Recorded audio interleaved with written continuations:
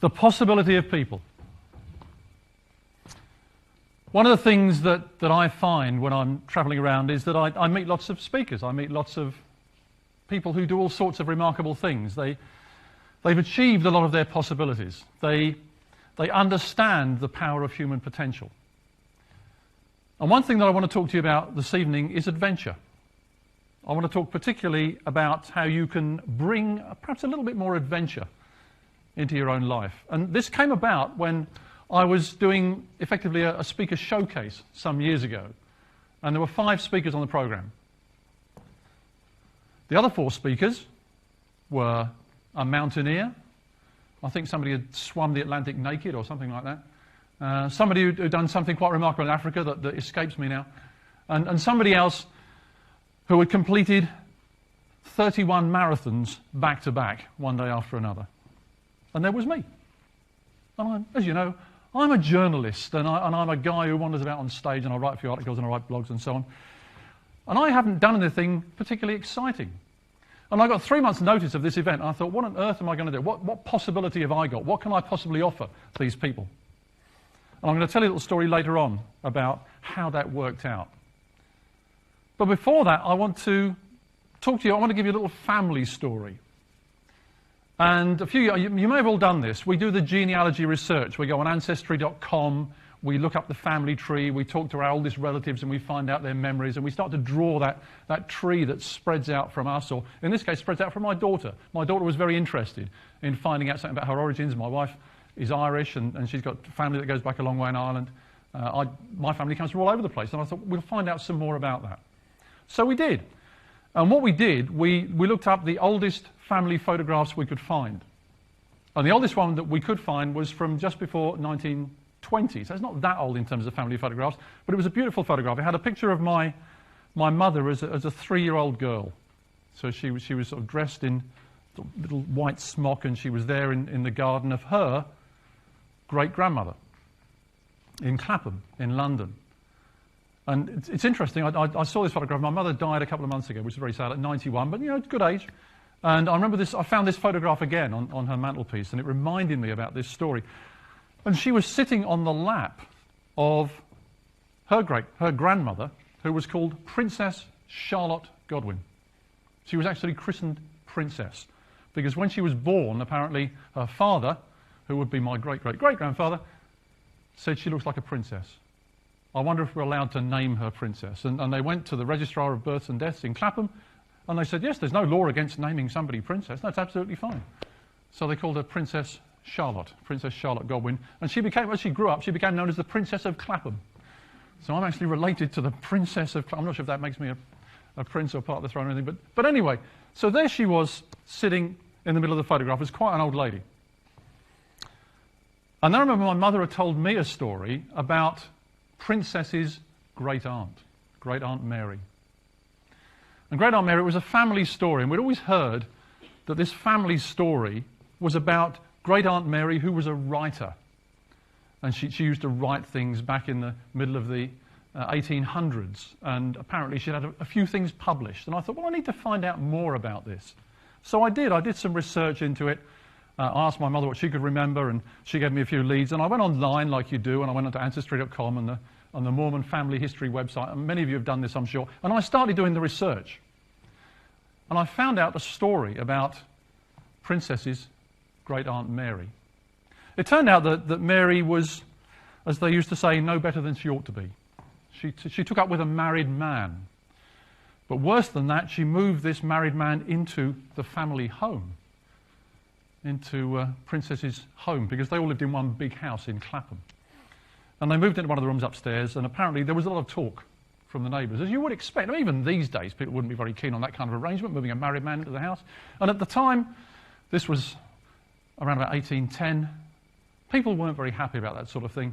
And, cut a long story short, they threw them out of the house. So I'm going to call her Great Aunt Mary. She's not really my great aunt, she's several generations back. But let's, for the sake of beginning, let's call her Great Aunt Mary between ourselves. So Great Aunt Mary and her married lover left the country. They got a ferry across to France with very little money, and they just started travelling around Europe doing odd jobs. And they spent 2 years travelling around Europe, doing odd jobs, bits and pieces here and there. Eventually they wound up in Switzerland, in Geneva, and they found an old house with a room in the attic that they could rent out, and they just had enough money left to rent out this room in the attic, and they did. And interestingly, I found from some scraps of paper, some writing. I actually found this on the internet. Some of my, well, let's call her my great Aunt Mary. Let's call great Aunt Mary. Some of her writing, and I've got a little photocopy of that, which is a real treasured possession that I have. So I found some of her handwriting. I know what she did. And there was a family story that there was a whole bunch of friends that got together, and I found the story online. What had happened was they invited some friends. You know, when you have a house, I used to have a house in France. Many of you have houses in other places. You invite your friends over. You go over there, you stay for a few days. You invite your friends to come down, have some barbecues and parties and drink and all that sort of thing. And that's what they did. They invited some friends over from England. They invited a friend to come up from Italy, a guy called John, and they invited a couple of people to come over from the UK. And they all got together and had a house party in the attic of this house in Geneva. And one day, apparently, the story goes, one evening they came down from the attic. They came down to the shore of the lake, Geneva, and they built themselves a little campfire. And they sat around the campfire, and as people will when they sit around a campfire on a nice warm evening, unlike the evenings we're having at the moment, a nice warm evening, if you can imagine that, round the shores of Lake Geneva. They sat around the campfire, probably had a few glasses of wine, and they started to tell each other scary stories. And they decided they would have a little competition. Each of them would tell a scary story, and the one that told the scariest story won. We've all done this sort of thing. And then they decided, no, we'll take it a stage further. We'll write a scary story. And they all agreed that they would write a scary story. John, whose name was actually John Polidori, wrote a particularly scary story that when he went back to Italy, he managed to find a publisher who would publish it. And it was published as a book called The Vampire, with a Y, V-A-M-P-Y-R-E. Look it up, and in fact it was allegedly the story that Bram Stoker read before he wrote Dracula. Whether or not that's true, I don't know, but The Vampire is a novel you can buy, you can read it. So I thought, well, this is cool, because, you know, John Polidori was actually with great Aunt Mary in this house party and wrote The Vampire. I've got a little literary, because I'm a journalist, I like these literary connections. And then I found out about great Aunt Mary. She came back to England and eventually got a job writing. And the book that she wrote, the thing that she wrote while she was in Switzerland, she managed to find a publisher. And the book finally got published. And I've got a copy of the book. It's not a first edition, but it's a fairly early edition. It's a book called Frankenstein. She was Mary Godwin originally. She married a chap called Percy Bysshe Shelley. She was Mary Wollstonecraft Godwin, and she became Mary Wollstonecraft Shelley. And the other people in the house party were George, Lord Byron, and Percy Bysshe Shelley, who was the married man that she took up with and installed in Princess Charlotte's house's attic. It's a true story. I've checked it out. It's a true family story. So quite a long way back, I've got that nice literary connection. But the point was, it all came out of them having an adventure. They just took off to Europe. They travelled around Europe, ended up at this house. They said, let's just do something that we wouldn't normally do. Ended up writing Frankenstein. And of course, as you all know, Frankenstein is not the monster. Frankenstein was the scientist. And I would urge you to read the book. I've read the book Frankenstein several times. It's nothing like the film, believe me. Film is one thing. The book is something completely different. And I would urge you to read the book. It's all about adventure, and it's about the adventure that Victor Frankenstein has as he travels around Europe. So there's a lot of adventure in the theme. And then let me bring you back to that showcase where I had this idea about how I can talk about adventure. I thought, what on earth am I going to do? And you know that thing that you do where you kind of get yourself around a bottle of wine with a few friends, like they did at Lake Geneva. They were sitting around doing that sort of thing. And I was with a pal of mine, Tony, my best friend Tony, who runs a pub, which is great. He runs a pub just south of Norwich, which means that Tony and I can get together on a Saturday night, and all those bottles that they've opened, that people have had a few glasses out of, Tony will say, it's not worth recorking them, and I can't sell them tomorrow. What are we going to do? What are you going to do? You know, so that's what we do. Tony and I sit around and we just finish off the little bits of wine in the bottom of the bottles. And it's great. And then we had this idea, and we started talking. You know how you have these pub conversations? And he said, we were in Norfolk, of course. And he said, do you know the highest point in Norfolk? I said, no idea, not a clue. And what do you do when you want to find out the highest point in somewhere? You go and look on the internet. So it's Wikipedia, and I'm Googling it, I'm doing all this sort of stuff. Couldn't find it. Turns out it's Cromer Car Park. Cromer Car Park, absolutely, you can look this up. Beacon Hill, actually, just outside Cromer Car Park, is the highest point in Norfolk at, I think it's 127 feet or something. It's actually quite reasonable. Because we also got to trying to name all the highest points in all the other English counties. I knew there was Scafell Pike, and that's the highest point in England. I knew that.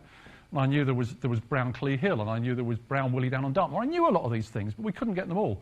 Eventually, I printed out a list of the highest points in every English county. And I thought, well, here's a thing. Here's the thing. I bet no one has actually had an adventure where they've gone to visit the highest points of every English county. And I talked to some of my friends and they said, you're crazy. I said, why would you do that? And I said, I'm going to write a book about it. I said, what are you going to call it? I said, A Pointless Odyssey. A Pointless Odyssey, because that's what it is. It's completely and utterly pointless, but it's the sort of thing that we do. And I thought, well, I'll have some fun along the way. Now, because I move around a lot with adventurers and people who do all sorts of interesting things, they wanted to give me some advice on the equipment to take with me. They said, look, you're going to need these walking boots and crampons if you go in the winter, and you're going to need these sort of special cagoules with lining and all that sort of thing. So I did what we all do, and I went to talk to an expert. I went to my local newsagent, and I said, I'm going on a long journey. What do you think I should take? Because I thought maybe I should take fruit pastels because they're good and sugary. He said, no. He said, this is what you need. He said, you need fruit gums. He sold me a packet of fruit gums. He said that, if you're going on an adventure in this country, all you need is basically a packet of fruit gums.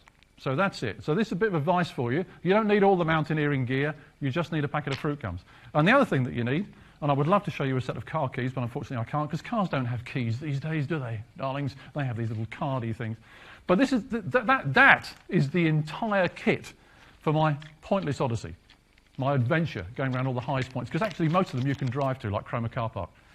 Actually, the highest point in some counties is even lower than that. There's actually one county, I think it's Rutland or something, it's got the highest point that's actually slightly below sea level, which is cool, because you can get to a high point. Anyway, yeah, work it out. So I started on this adventure. I started this pointless odyssey, and I started driving around, and I drove to Beacon Hill, and I went down to Dartmoor, and I got all these things. And eventually I got to Scafell Pike. Now, Scafell Pike, as you probably know, is the highest point in England, up in the Lake District. It's a beautiful, beautiful place.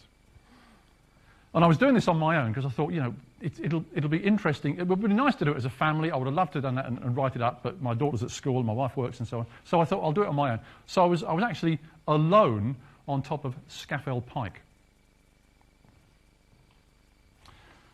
Has anybody had gallstones? I guess you haven't, but you would know if you had, because I didn't know what I had, but I had a sudden attack of gallstones at the top of Scafell Pike. It was dreadful, and people tell me, I mean, I will never know this. I will never know this, but the nurse in the hospital told me, she said it's more painful than childbirth. Now, I guess it probably isn't, and I can see from some expressions that you can't be serious, Alan. It can't be, can it? I don't know, but I know it hurt. So I was doubled up with pain on top of Scafell Pike on my own, not thinking I'd got a mobile phone in my pocket and calling for help and so on. I was in that much pain. Anyway, eventually I was brought down the hill by the Mountain Rescue. I was put into Lancaster Royal Infirmary. They sorted me out and I'm all fine now, and I now don't have a gallbladder, which means I can eat all sorts of fatty food again, which is great. Fantastic. It's particularly since I'm an Olympic volunteer, and the only food that you can get in the Olympic Park is fatty food, obviously. We can cut that bit out, can't we? But the point about all this is that it's quite easy to have an adventure. I created an adventure. So what I'd done, obviously I'd learned about the adventure in my family history, in my past, and I thought that was interesting. I was inspired by that, and I thought, what can I do to create an adventure for myself? And what I did, I created something that, and I've looked this up, when is it? I still haven't completed the journey, unfortunately. I'm going to do this next year. I'm going to do it in one journey. Don't go and do it in front of me, you guys. You know, I know I've given you the idea, but please don't. I've got all your names and faces. I know who you are. I'll sue. So I'm going to complete this thing next year. I'm going to write it up. I've got a website called The Pointless Odyssey, and I'm going to do the whole thing, and it's going to be a terrific adventure. So what's the point of all this? The point of all this is all of us has the possibility to put adventure into our lives. It doesn't matter what we do. You can have an adventure in an afternoon. An adventure is basically where you've got a start point and an end point, but you don't really know what's going to happen along the way. And sometimes the end point might change a little bit. So you might not end up where you thought you were going to end up, but that's fine. You can be safe. But you can have an adventure. And I think it is so important, and I've done this talk many times and talked to lots of people about how you can put adventure into your lives. And it's really just kind of trusting that everything's going to be okay. And at the end of that, well, for many people, what I'm doing right now, standing on stage is an adventure. For many people, Philip will know this because he's an expert on speaking as well. Coming up here and doing this sort of thing frightens some people. Some people are terrified of doing it. Some of us are used to doing it. We're still a little bit nervous, but we're used to doing it. So that's an adventure. But what I'd love you to do is to think about how you can just put an adventure into your own life. How you can think, I know where I'm going to start. I know where I'm going to end. I know roughly how long it's going to take, but I have no idea what's going to happen in between. Because our lives are too planned. They're too mapped out. Lots of us just think, we're going to go from here to here to here, blah, blah, blah, blah, blah, and I've got it all sorted out. It's in a timetable. It's up on the wall. I know exactly what's going to happen every hour of the day next week. How sad that is. How sad that is. Isn't it great, for example, we go on holiday and we have a day out that we didn't expect and some amazing things happen. So my plea to you today is please put some more adventure in your own lives and make your own adventure. I'm Alan Stevens, the media coach. If you have been, thank you for listening.